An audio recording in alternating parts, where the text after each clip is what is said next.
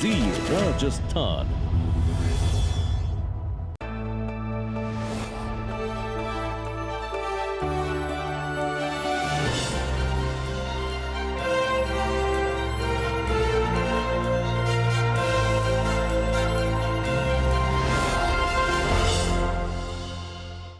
नमस्कार, मैं हूं आपके साथ संजय यादव। कोरोना के संकट में सबसे ज्यादा जो प्रभावित हुआ है वो है हमारे छोटे और बड़े उद्योग धंधे। लाखों लोगों के रोजगार के साथ उत्पादन पर पड़ने वाले असर से अर्थव्यवस्था चरमरा सी गई है। लेकिन बदलते हुए वक्त और हालात के साथ हमें कदम ताल मिलाना ही होगा।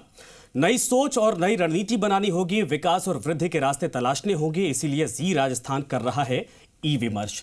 हमारे साथ मौजूद है उद्योग मंत्री परसादी लाल मीणा जी। मीणा साहब, स्वागत है आपका। थैंक यू सर, जिस तरीके से अभी हालात हैं पूरे प्रदेश में कोरोना को लेकर, अमूमन आपने देखा कि पूरी स्थिति चरमरा गई है, उद्योग धंधे ठप पड़े हैं। हालांकि लॉकडाउन 4 के बाद तमाम चीज़ों को लेकर, तमाम उद्योगों को लेकर थोड़ी राहत तो ज़रूर देने की कोशिश की गई है, लेकिन लेबर प्रॉब्लम सबसे बड़ी समस्या है। मैं सबसे पहले तो आपसे यह समझना चाहूँगा कि ये 2 महीने के जो कालखंड बीता है, हालात रहे हैं, उसमें कितना नुकसान हुआ है और किस तरीके से इसकी भरपाई करने को लेकर सरकार प्लान कर रही है, आपका विभाग प्लान कर रहा है? लॉकडाउन 25 मार्च के बाद से जब लॉकडाउन एक साथ आया, पूरे उद्योग धंधे एक साथ ठप हो गए। लोगों ने सोचा कि अब क्या करना चाहिए जी। हमारी सरकार ने फैसला किया कि आवश्यक सेवाओं की जो चीज़ें हैं उनकी अनुमति हमने तुरंत उसी दिन जारी कर दी कि आवश्यक सेवाओं को यथावत जारी रखे। जैसे तेल है, दाल है, आटा है, मेडिकल है, इन चीज़ों को हमने यथावत जारी रखा, जिसके कारण लॉकडाउन के दौरान अब तक किसी भी कोई समस्या का यहाँ पर समस्या पैदा नहीं हुई। लगातार वहाँ पर उन पर कार्य होता रहा और लॉकडाउन से एकदम जैसे झटका लगा वैसे ही उद्योगों को निश्चित रूप से झटका लगा है। पूरे हमारे प्रदेश में नहीं, पूरे देश में लगा है और इसके कारण निश्चित रूप से उद्योग धंधे प्रभावित हुए हैं। इसको देश के प्रधानमंत्री जी भी मानते हैं और हमारे मुख्यमंत्री जी भी, देश की जनता भी। किस तरह उद्योगों को एकदम झटका लगा, उद्योग धंधे चौपट हो गए। मजदूरों को एक मन में एक भय बैठ गया कि एक बार हमको हमारे घर जाना ही जाना है, पैतृक निवास पर जाना है। मजदूरों का पलायन जो शुरू हुआ, आप देख लीजिए 25 मार्च के बाद से अब तक भी पलायन बंद नहीं हो रहा है। लगातार लोगों की कोशिश है मजदूरों की कि अपने देश में अपने पेरेंटल होम पर जाएं, वहां पर रहे। और जब मजदूर पलायन कर गए तो आप निश्चित मानकर चलिए कि उद्योग धंधे निश्चित रूप से प्रभावित हुए हैं। एमएसएमई सेक्टर, बड़े उद्योग, निश्चित रूप से लेबर की कमी आने के कारण उन पर बहुत बड़ा असर पड़ा है। धीरे धीरे अब एमएसएमई सेक्टर के उद्योग धंधों को लॉकडाउन 3 के बाद जो राहत मिली है, उनको काम करने की अनुमति मिली है, उसके कारण उनमें काम शुरू हुआ है और अब निश्चित रूप से उनमें लेबर आने लगा है। और बड़े उद्योग धंधे तो हमारे राजस्थान के करीब करीब सारे के सारे हमने चालू करा दिए। पर एक समस्या जो उद्योग धंधों के सामने आ रही है कि डिमांड नहीं है। अभी डिमांड नहीं है तो उस माल का प्रोडक्शन करके उसको कहां पर भेजा जाए। जैसे एमएसएमई सेक्टर में, गारमेंट सेक्टर में, ज्वेलरी में, जो निश्चित रूप से विदेशों को जहां उसका सप्लाई किया जाता था, अब वो डिमांड वगैरह सारी निरस्त हो गई। विदेशों का आना जाना बंद हो गया, सारा लॉकडाउन में बंद है। तो निश्चित रूप से ऐसे बड़े उद्योग जो विदेशों से निर्यात हम करते थे, उन पर गारमेंट का है, ज्वेलरी का है, बहुत बड़ा असर पड़ा है और इस असर को हम अभी मिटा नहीं पाए हैं। धीरे धीरे हम इसकी कोशिश करेंगे कि किस तरह उद्योग धंधों को वापस गति दी जाए। सर, दरअसल प्रयास सरकार पूरी कर रही है। आपके अनुभव को लेकर बड़ी उम्मीदें 2 बार आपको उद्योग मंत्रालय की जिम्मेदारी सौंपी गई थी, तब आपने कहा था कि मेरा एक ही लक्ष्य है कि प्रदेश में उद्योग को सबसे ऊपर लाना है और रेवेन्यू जनरेट करना है, राजस्थान एक अग्रणी राज्यों में शुमार हो। एक तरफ मजदूर पलायन कर गए, एक तरफ 17-18 लाख सरकार बनती जी 17-18 लाख मजदूर जो राजस्थानी थे, बाहर थे, वो वापस आ रहे। उन लोगों को कैसे रोजगार दिया जाएगा, एमएसएमई सेक्टर से कैसे इसको और मजबूत किया जाएगा, और साथ ही साथ केंद्र से जो बजट पास हुआ है उसका कितना लाभ राज्य में पड़ने वाला है, राज्य के तमाम सेक्टर्स पर पड़ने वाला है आपके विभाग के हिसाब से? अभी केंद्र ने जो अभी 3 लाख करोड़ का जो एमएसएमई सेक्टर को पैकेज दिया है, ऋण देने की जो बात कही गई है, वो धीरे धीरे अभी जितना फायदा एकदम उनको दिया जा सकता था उतना फायदा इस 3 लाख करोड़ से भी उनको नहीं मिल पाएगा, क्योंकि एमएसएमई सेक्टर की सबसे बड़ी समस्या है कि 3 महीने का बिजली का बिल, उनके वेतन के, उन मजदूरों का वेतन, उसका खर्चा, सारे एमएसएमई सेक्टर वाले अभी परेशान हैं। और वो अभी जो इन्होंने भारत सरकार ने जो किया 3 लाख करोड़ का पैकेज, उसका इतना फायदा नहीं हो पाएगा जितना फायदा हम इनको रफ्तार देने में अभी करना चाहते हैं, उतना फायदा नहीं हो पा रहा है। अभी गाइडलाइन आएगी भारत सरकार की, कर्ज देने की बात है, जबकि इनकी मांगे थी, बराबर इनकी ये मांगे थी कि हमारा ब्याज माफ़ किया जाए, हमारा लॉकडाउन का पीरियड का हमारा बिजली का बिल माफ़ किया जाए, पानी का बिल माफ़ किया जाए, हमारे जो इस पर सर्विस चार्ज लगता है बिजली पर, वो सर्विस चार्ज को माफ़ किया जाए। इन चीज़ों में राहत नहीं मिलने से एमएसएमई सेक्टर के उद्योगपतियों को अभी निराशा है। हम कोशिश कर रहे हैं, हमने एक हाई पावर कमेटी बनाई है माननीय मुख्यमंत्री जी ने अभी, और वो इसका अध्ययन कर रही है कि हम किस तरह उद्योगों को वापस पटरी पे लाने का काम कैसे कर सकते हैं। ये सारा मामला माननीय मुख्यमंत्री जी के यहाँ विचाराधीन है। जो मजदूर पलायन कर गए, हमारे प्रवासी भी बाहर से जो आ रहे हैं, हम उसमें कोशिश करेंगे, हमें ये बाहर से जो यूपी, बंगाल, मध्य प्रदेश, ये सारे बिहार के मजदूर बाहर चले गए, हमें आशा नहीं कि वो मजदूर वापस लौट कर आएंगे। हमारे मजदूर जो पलायन करके आ रहे हैं, हम उनको ट्रेंड करके इस तरह का हम स्किल डेवलपमेंट करके उनको वापस ट्रेन करेंगे। इनको आवश्यकता होगी उद्योगपतियों को, एमएसएमई सेक्टर वालों को, उनको निश्चित रूप से वो लेबर उसमें समायोजित हो जाएगी। और लोकल लेबर की जो बहुत समय से एक मांग थी प्रदेश में कि लोकल लेबर को काम नहीं मिलता है, इसलिए लोकल लेबर बाहर जाके काम करती है, तो निश्चित रूप से लोकल लेबर को अब काम मिलेगा। वो लेबर की कोई प्रॉब्लम एक महीने के अंदर अंदर सारी चीजें सेट हो जाएगी। उनको ट्रेंड भी कर देंगे, सारे ट्रेंड लोग हैं, आईटीआई लड़के हैं, बड़े दूसरे लड़के हैं, पढ़े लिखे लड़के हैं, सब इसमें हम समायोजित करने की कोशिश करेंगे। और हमारी पूरी कोशिश है कि एमएसएमई सेक्टर को हम पूरी राहत दे।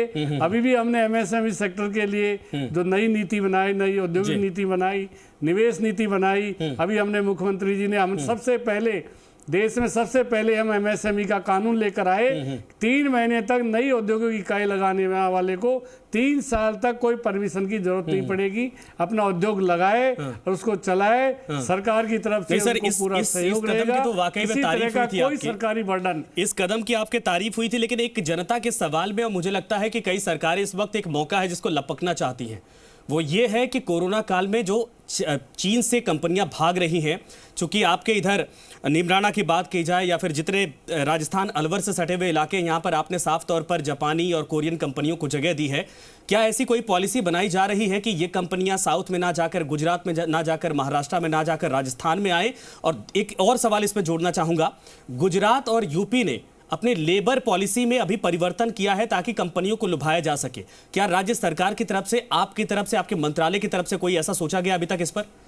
अभी हमने, हमारे मुख्यमंत्री ने अभी राजस्थान फाउंडेशन के माध्यम से सारे विदेशी जो भी निवेशक है राजस्थान के, इंडिया के जो भी प्रवासी हैं, उनसे अभी वीसी के माध्यम से उनसे बात हुई है। उन्होंने अपनी इच्छा जाहिर की है कि हम राजस्थान में उद्योग लगाना चाहते हैं, राजस्थान में निवेश करना चाहते हैं। हमारा विशेष इलाका जैसे आपने बताया, नीमराना और भिवाड़ी में भी हमारे पास काफी रिको के माध्यम से काफी लैंड है, वहां पर हम समायोजित करेंगे। और हम गुजरात और दूसरे लोगों से, यूपी वाले भी हमारे यहाँ पर आ रहे हैं। यूपी में भी वहाँ पर लॉ एंड ऑर्डर की स्थिति ठीक नहीं है। हमारे यहाँ पर लॉ एंड ऑर्डर ठीक होने के कारण निश्चित रूप से लोग यहाँ पर आएंगे। आपने कहा श्रम सुधारों की बात है, यूपी ने अभी श्रम सुधार किए थे, उनको वापस अधिसूचना रद्द करनी पड़ी। हम ऐसा कोई काम नहीं करेंगे जिससे हमको हमारा कदम आगे बढ़ाकर वापस लेना पड़े। उस पर हम गंभीरता से विचार कर रहे हैं। माननीय मुख्यमंत्री जी उस पर विचार करके श्रमिकों का हित भी हो, उद्योगपतियों का हित भी हो, उसमें कोई ऐसा निर्णय करेंगे जिससे किसी भी पक्ष को कोई नुकसान नहीं हो। हम जल्दबाजी में नहीं है, हम गंभीरतापूर्वक विचार करके उस पर फैसला करेंगे जिससे श्रमिकों का हित भी जुड़े, उद्योगपति भी हमारे आए, हमारे किसी तरह की कोई परेशानी नीमराना, भिवाड़ी, दूसरे प्रदेशों में। और हमने अभी नए बजट में घोषणा की थी 15 औद्योगिक क्षेत्र भिवाड़ी और नीमराना के अलावा हम नए क्षेत्र लाएंगे जहाँ पर जमीनों का रेट हमने पहले भी 20 से 25% कम किया है। और हम और आगे भी अभी विचार कर रहे हैं कि हम क्या कर सकते हैं, कितनी रेट कम कर सकते हैं। हम यूपी और गुजरात से सस्ती जमीनें राजस्थान में देंगे, जिससे हमारे यहाँ जरूरी भी आए, उनको सारी पानी की, बिजली की सारी सुविधाएं हम देंगे। हम पूरा विचार कर रहे हैं, पूरा पैकेज बन रहे हैं कि विदेशी कंपनियां हमारे राजस्थान में आकर निवेश करें। उसके लिए माननीय मुख्यमंत्री जी ने अभी वीसी के माध्यम से सारे प्रवासी जो विदेशों में रहते हैं, राजस्थान फाउंडेशन के माध्यम से उन पर चर्चा की है। काफी सार्थक नतीजे उसमें मिलने की हमको उम्मीद है। सर कि इस पूरे सेक्टर में कम से कम आपकी सरकार की तरफ से एक अच्छा पैकेज उनको दिया जाए ताकि लोग आपकी तरफ आकर्षित हो। अच्छा, एक और जो सेक्टर है वो बहुत ज्यादा प्रभाव रखता है, वो है टेक्सटाइल का। भीलवाड़ा, जोधपुर, पाली, बालोतरा, ऐसे 4 जिले हैं जहां पर इनका हब माना जाता है। लेकिन बहुत पहले समय से मुझे लगता है आपके मंत्रालय में आने के बाद भी इन लोगों ने एक राहत पैकेज की मांग की थी, क्योंकि अभी कोरोना काल में दिक्कत ये होगी कि जितने ऑर्डर थे वो कैंसिल हो चुके हैं, लोग ऑर्डर ले नहीं रहे। ऐसे में हालात ऐसे बन रहे हैं कि जो माल है वो स्टक है या फिर नए माल बन नहीं रहे। तो क्या सरकार इस सेक्टर को लेकर भी कुछ सोच अभी तक डेवलप की है, कुछ सोच रखती है कि कैसे इसको एक बार जिंदा किया जाएगा दोबारा?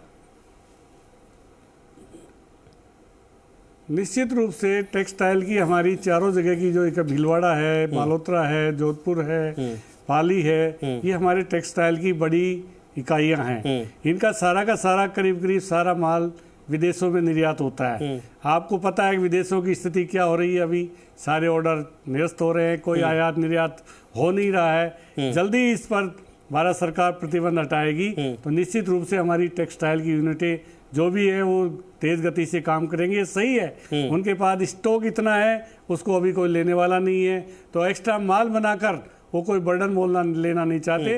1 महीने 2 महीने के अंदर स्थितियां ठीक हो जाएगी। वापस उनकी जो पुरानी मांगे थी, कई तरह की थी उनकी, उन मांगों को हमने पिछले बजट में मंजूर किया है। वो सारे लोग इस हमारी मुख्यमंत्री जी की उससे सारे लोग रिप्स की जो योजना आई उससे खुश थे, नई औद्योगिक नीति से खुश थे, पर ये लॉकडाउन आने के कारण, कोरोना आने के कारण निश्चित रूप से उन पर विपरीत प्रभाव पड़ा है। हम कोशिश करेंगे कि उनको वापस कैसे गति प्रदान करें, क्या उनको पैकेज दे। उनकी जो मांग माननीय मुख्यमंत्री जी ने 2 बार वीसी के माध्यम से संभागीय स्तर पर उनसे चर्चा की है, उनके विचार जाने हैं और उनकी मांगों को मुख्यमंत्री जी ने बड़ी गंभीरता से लिया है। बहुत जल्दी इनको चारों हमारी जो सेक्टर की है, ये हमारी टेक्सटाइल यूनिटें, इनको कोई निश्चित रूप से मुख्यमंत्री जी जल्दी को इनको राहत पैकेज देंगे।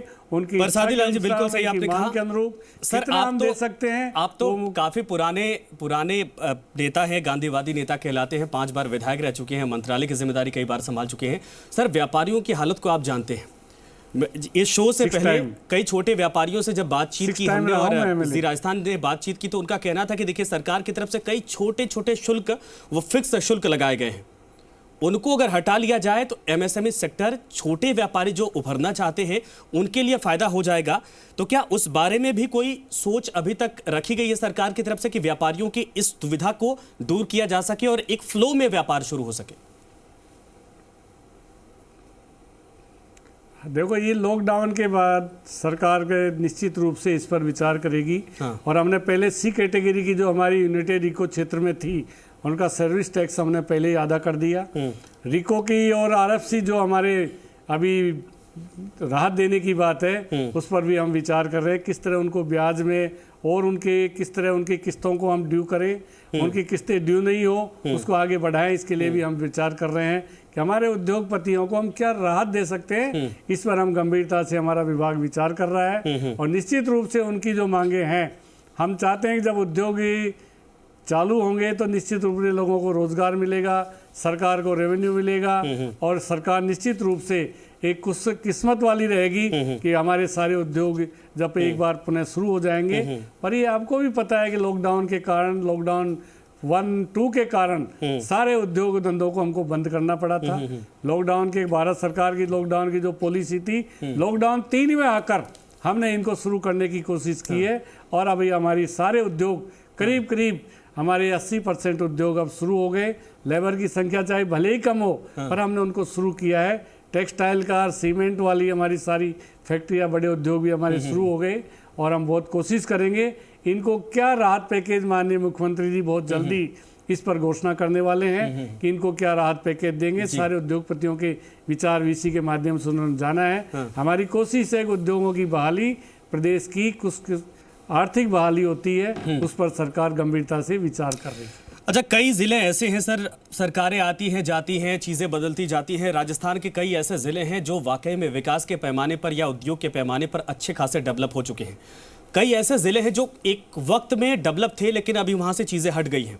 मैं एग्जाम्पल के तौर पर ये कहना चाहूँगा कि सवाई माधोपुर एक वक्त यहाँ पर सीमेंट का हब, फैक्ट्री का हब हुआ करता था। पानी के संसाधन वहाँ पर थे, सारी चीज़ें थी, नेचुरल रिसोर्सेज थे, लेकिन उस इलाके से शिफ्टिंग के बाद उस पर फोकस नहीं किया गया। क्या कोई ऐसी पॉलिसी बनाई जा रही कि राजस्थान के सभी ज़िलों को बराबर तरीके से डेवलप किया जा सके, उद्योगों को आकर्षित किया जा सके और जहाँ पर रिसोर्सेज हैं, जहाँ पर संसाधन हैं, वहाँ पर कंपनियों को इन्वाइट किया जाए? अभी हमने नए जो बजट में हमारे नए औद्योगिक 15 क्षेत्र जो घोषित किए हैं, उसमें सवाई माधोपुर, करौली, ये सब जिले शामिल है। इधर हमारे उदयपुर में भी हम नया सेक्टर बना रहे हैं। हम जहाँ पर थर्ड सेक्टर जिसको मानते हैं, जहाँ पर अब तक उद्योग विकसित नहीं हुए, ये सही बात है कि सवाई माधोपुर फैक्ट्री बंद होने के बाद वहाँ पर बड़ा उद्योग कोई लगा गया नहीं। उसके बाद हमने सवाई माधोपुर के पास ही बहुत सारी जमीन अभी एक्वायर की है, औद्योगिक क्षेत्र नया विकसित किया है। हम जल्दी उसमें नए उद्योग लगाकर निश्चित रूप से उसको हम चालू करेंगे। और सवाई माधोपुर की फैक्ट्री बंद होना सवाई माधोपुर जिले के लिए एक बहुत बड़ा नुकसान हुआ। उसकी भरपाई के लिए हमने नया वहाँ पर क्षेत्र खोला है, औद्योगिक क्षेत्र, और उसकी हम निश्चित रूप से उसमें नए उद्योग लगाने के लिए सरकार की ओर से बहुत जल्दी, अब तक हमारे प्रयास बहुत आगे बढ़ जाते, पर ये 2-2.5 महीने से जो लॉकडाउन आया है, इसके कारण सरकार के प्रयास लॉकडाउन के कारण हम नहीं कर सके। लॉकडाउन खत्म होने के बाद हम 15 औद्योगिक क्षेत्र जो हमने विकसित करने का इस साल जो संकल्प बजट में घोषणा की है माननीय मुख्यमंत्री जी ने, उस बजट की घोषणा को पूरा करने के लिए आप देखेंगे थर्ड सेक्टर जिनको आप अविकसित जिले कहते हैं, उनको भी हम निश्चित रूप से आगे बढ़ाने के पूरे प्रयास करेंगे। हमने हनुमानगढ़, श्रीगंगानगर में भी हमने नया सेक्टर खोलने की वहाँ पर भी हमने घोषणा की है। सब जिलों को हम बराबर विकास में लोगों को रोजगार मिले, वहाँ पर रेवेन्यू जनरेट हो, लोगों को धंधा मिले, लोगों को पलायन नहीं करना पड़े रोजगार के लिए, इस तरह की व्यवस्था हमारी सरकार का मन है। और इसीलिए हमने सबसे पहले सरकार बनते ही नया एमएसएमई एक्ट लेकर आए, जिससे लोगों को, उद्योग लगाने वालों को कोई परेशानी नहीं हो, सरकारी मशीनरी का शोषण नहीं होना पड़े। अपना उद्योग चाहे वो अपनी एग्रीकल्चर लैंड पर लगा ले, 3 साल तक कोई कन्वर्जन की जरूरत नहीं, उसको परमिशन की जरूरत नहीं, बिजली का उनको कनेक्शन मिल जाएगा, बैंक से लोन मिल जाएगा।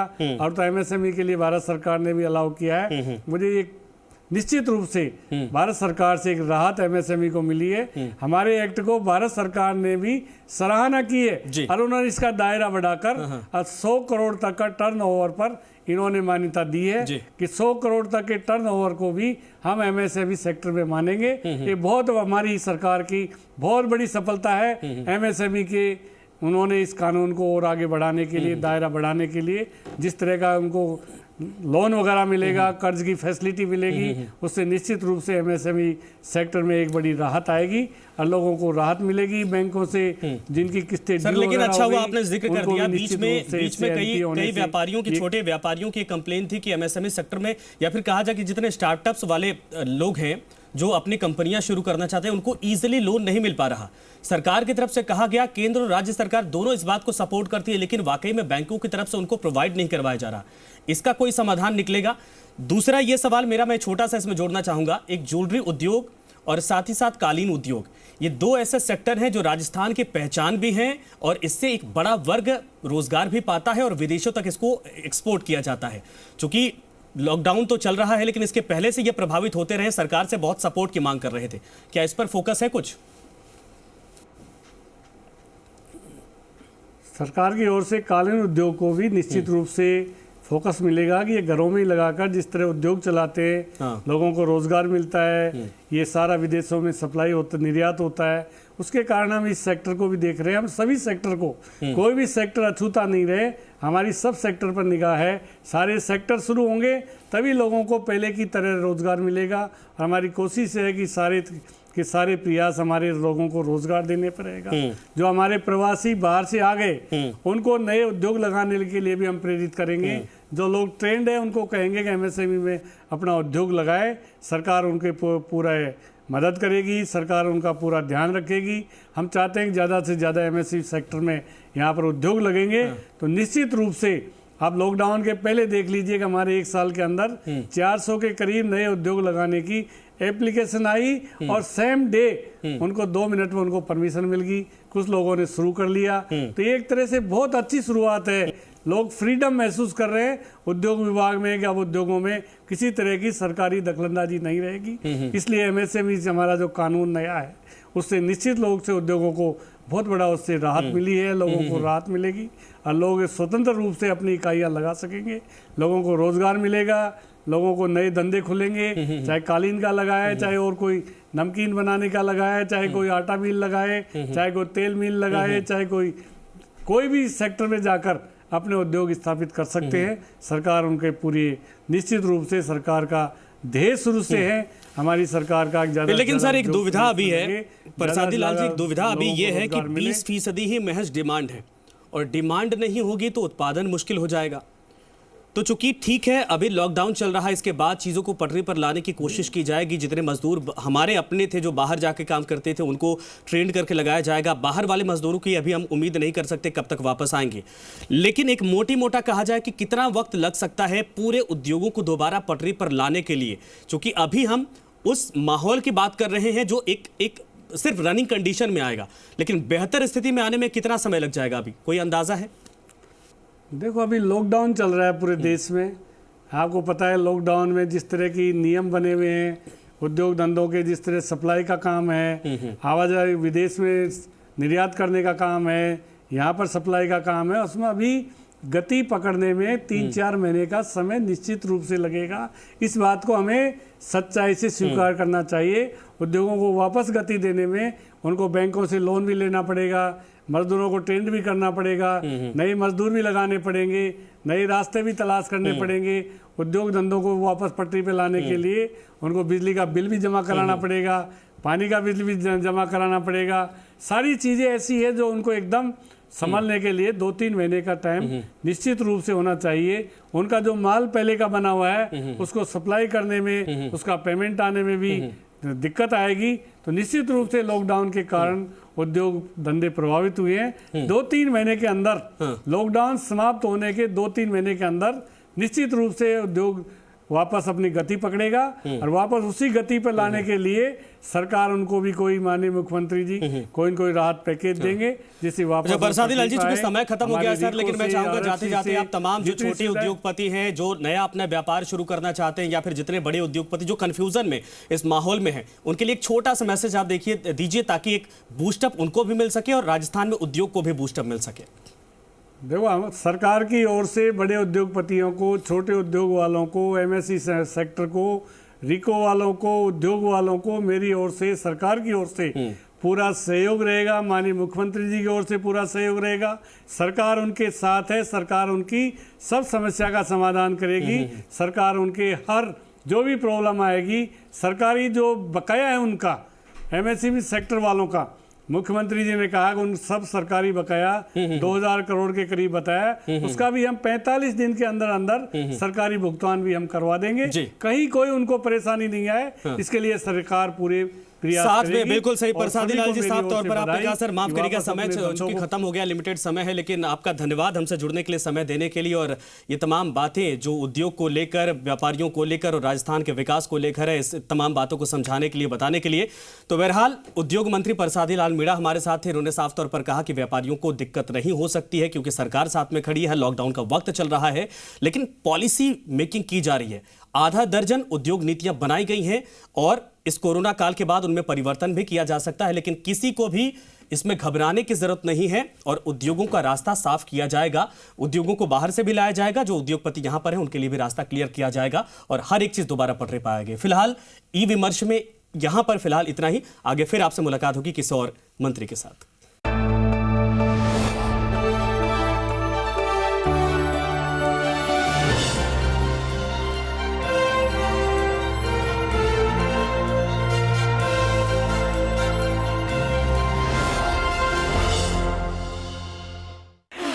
गैस और एसिडिटी ने बलून बना दिया है। जब गैस, एसिडिटी और बदहजमी सताए तब सिर्फ गैसोफास्ट। गैसोफास्ट असली जीरा। कई बड़ी बीमारियों का खर्चा लाखों तक जा सकता है। आज ही 1 करोड़ का हेल्थ इंश्योरेंस करवाइए policybazaar.com पे। महंगा नहीं है, PolicyBazaar.com. Standard terms and conditions apply. Baware